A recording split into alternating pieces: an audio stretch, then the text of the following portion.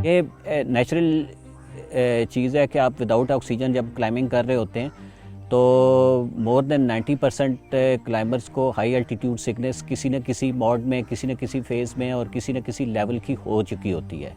और ये scenario some time ऐसा होता है कि वो जो खुद विक्टिम होता है उसको फील नहीं हो रहा होता कि उसके साथ क्या हुआ है, वो तो न्यूट्रल ऑब्जर्वर ही बता सकता है। वापस इसमें इंटरेस्टिंग बात यह है कि वापस बेस कैंप आए और बेस कैंप से जब मैं इस्लामाबाद आके इसराफील से मिला और उससे बात की तो मैंने कहा कि शायद मैं कैंप 4 पे चंद घंटे मैंने गुजारे हों।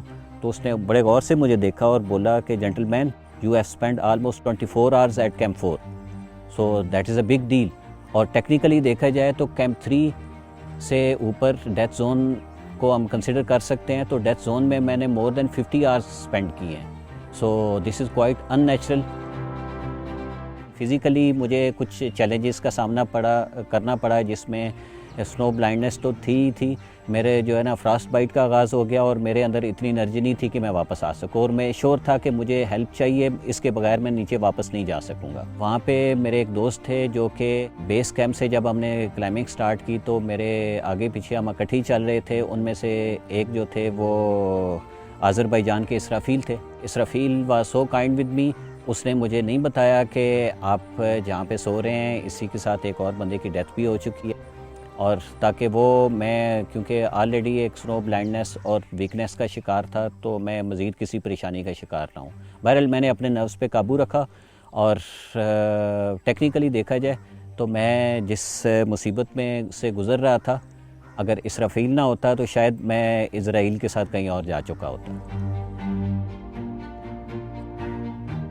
नागा पर्वत जाने से पहले मेरा 20 साल का हाई एल्टीट्यूड ट्रैकिंग का और माउंटेनियरिंग का एक्सपीरियंस है और उस एक्सपीरियंस से पहले मेरा सर्टिफाइड ट्रेनर्स के साथ हाई एल्टीट्यूड आइस क्लाइंबिंग और माउंटेनियरिंग की ट्रेनिंग भी है। नागा पर्वत इसलिए कि 15 साल से मेरी ख्वाहिश थी कि मैं नागा पर्वत को अटैम्प्ट करूं। मैं 10 साल से ज़्यादा दफ़ा नागा पर्वत के बेस कैंप पे जा चुका हूँ, विद फैमिली जा चुका हूँ और इसके इर्द गिर्द जो 7000 और 6000 मीटर की पीक्स हैं वो उनको मैं अटैम्प्ट भी कर चुका हूँ। मैंने कैंप 3 से कैंप 4 का जो समिट पुश के लिए जाना था तो वो मेरा रात का सफ़र था। चाँद की 16वीं रात थी और उसकी वजह से बहुत ब्राइटनेस थी, लेकिन इशू ये हुआ कि वहाँ पे स्नो ब्लेज़र्ड चल गया और मेरा विज़न जो है ना वो क्लियर नहीं था। तो जब मैं कैंप 4 के करीब पहुंचा तो मेरा विज़न इतना ब्लर हो गया कि मुझे रेड और येलो में जो डिस्टिंग्विश करना मुश्किल हो गया था। तो मेरे बैक पे मेरे माइंड में ये नॉलेज था कि स्नो ब्लाइंडनेस होती है तो क्या इम्पैक्ट हो जाता है। तो उस नॉलेज की बेस पे मैंने इमीडिएटली कैंप 4 पहुंचने के बाद मैंने बेस कैंप पे रब्ता किया और अपने लिए हेल्प कॉल कर ली। ये फ्रॉस्ट बाइट है। तो फ्रॉस्ट बाइट जो है ना ये एक ऐसी चीज़ है कि इसको आपको अगर आप ज़रा सा भी फील हो जाए कि आपको फ्रॉस्ट बाइट हो रहा है तो उस केस में आपने गर्म पानी लेके जो कि जिसका टेम्परेचर 45 के अराउंड हो उसमें अंदर आप हाथ डुबो के रखें और इमीडिएटली उसको फिर 10 से 15 मिनट डुबोने के बाद जब वो खुश्क करें और उसको अपने आप हाथों को गर्म जगह पे रखें तो इसकी वजह से आप बच सकते हैं। अदरवाइज़ और कोई तरीका नहीं है और कोई प्रिकॉशनरी मेजर्स नहीं है।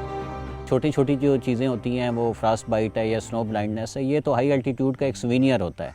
तो अगर आप रियल माउंटेनियरिंग के लिए जाएंगे तो फिर आपको इन चीज़ों का फेस करना ही पड़ेगा। टेक्निकली स्पीकिंग माउंटेनियर्स तो यही कहते हैं कि K2 जाना और माउंट एवरेस्ट जाना ये कुछ दोनों सेम स्पोर्ट्स भी नहीं है। K2 जाना एक बहुत बड़ी बात है और किलर माउंटेन नागा पर्वत तो कुछ पार्ट्स तो इसके K2 के पहाड़ से भी ज़्यादा मुश्किल हैं। तो इसलिए नागा पर्वत जाना है तो तसल्ली से अपने आप को उस लेवल पे लेके आना है। वो लेवल क्या है वो आपको खुद से नहीं पता अगर आप न्यू माउंटेनियर हैं। तो आपने एक्सपीरियंस लोगों से वो लेवल पूछना है और अपने आप को एक्सट्रीम कंडीशन से गुजार के तो फिर आप डिसाइड करेंगे कि आप इस काबिल हैं नागा पर्वत पे जाने के कि नहीं। और अगले साल मैं इंशाल्लाह फिर कोशिश करूँगा कि नागा पर्वत पे जाऊँ और पाकिस्तान का झंडा नागा पर्वत की समिट पे लहरा सकूँ।